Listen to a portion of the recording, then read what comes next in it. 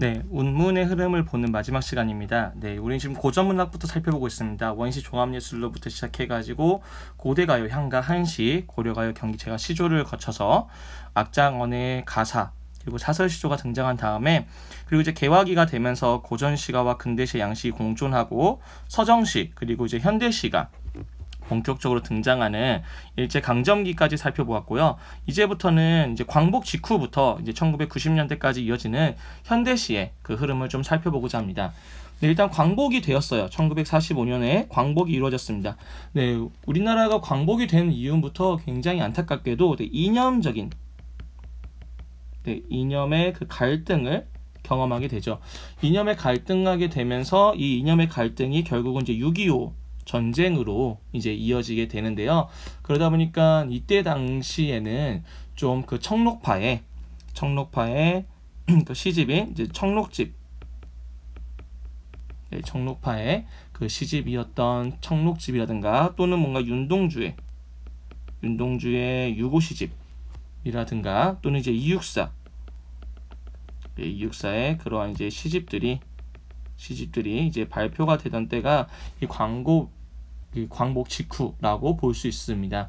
그래서 뭐 산이날 에어싸고라든가 낙화, 해 뭐 이러한 작품들이 되게 등장하게 되고요. 그리고 1950년이 되면서 이제 6.25 전쟁이 발생하잖아요. 6.25 전쟁으로 인해서 이때는 굉장히 그 전쟁으로 인한 그 비극이 이제 생기던 때죠. 그리고 전쟁이 끝나고 나서 뭔가 이제 분단된 현실을 맞이하게 되잖아요. 네, 분단된 현실에 대한 그런 문제들이 주로 다뤄지게 됩니다. 그래서 이때는 또한 그 전통적인 서정 계열에 속하는 그러한 작품들과 또는 그 문명을 비판하는 그 모더니즘 계열의 이제 작품들이 창작되기도 하는데요. 뭐 초토의 시라든가 휴전선과 같은 그런 전쟁에 대한 것들도 있고, 뭐 우르비 타는 강, 또는 목마와 숙녀, 나비와 강장, 김춘수의 꽃, 뭐 눈물의 김현승, 뭐 이러한 작품들이 이제 1950년대를 주로 이제 다루게 됩니다. 그리고 나면은 1960년이 되면은 이제 4.19 혁명이 나타나요. 4.19 혁명이 끝나고 나서 바로 이제 5.16 군사정변이 이제 이루어지거든요. 그러한 격동기에서 우리나라 문학은 굉장히 이제 현실 참여라고 하는 부분들이 커지게 됩니다. 현실에 참여하게 되고 이제 이렇게 살면 안 돼. 우리 좀 더 적극적으로 나서야 돼 라고 하는 거. 그러면서 동시에 현실 참여와 동시에 이제 문학이 가져야 되는 그러한 자율성도 커지게 돼요. 이 현실 참여라고 하는 것은 무언가 정치적인 것에 참여해야 한다라고 하는 것일 텐데, 문학의 자율성이라고 하는 것은 정치에서 좀 자유로워진다라고 하는 것을 이야기합니다.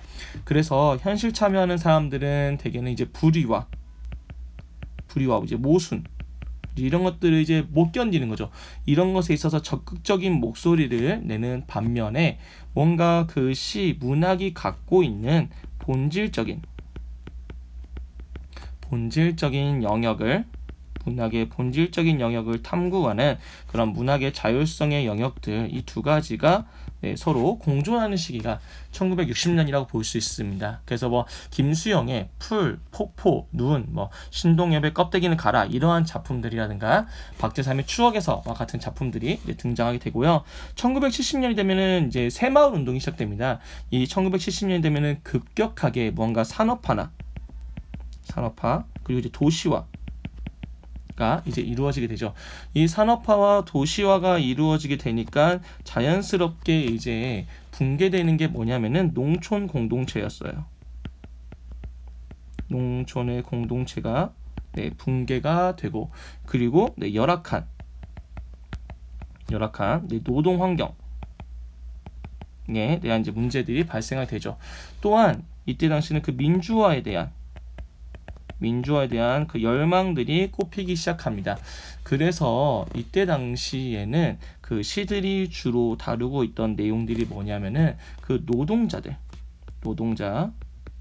또는 뭐 농민이라든가 또는 뭔가 도시의 하층민, 네, 이들에 대한 그 민중의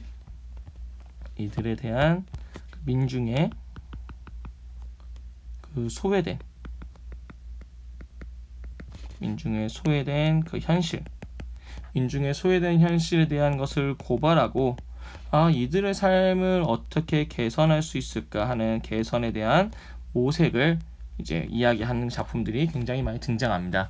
그래서 신경님의 농무라든가 목계장터, 정희성의 점은강의 사부시코, 김광규의 묘비명 이런 작품들이 되게 등장을 합니다.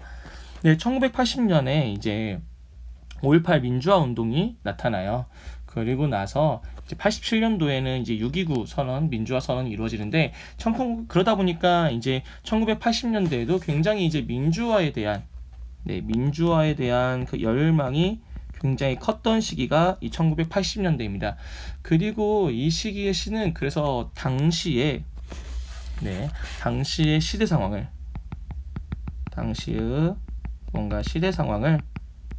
이제 고발하거나 풍자하는 경향이 굉장히 많이 나타납니다. 또한 그 기존 시의 형식에서 벗어나서 뭔가 새로운 형식을 실험하는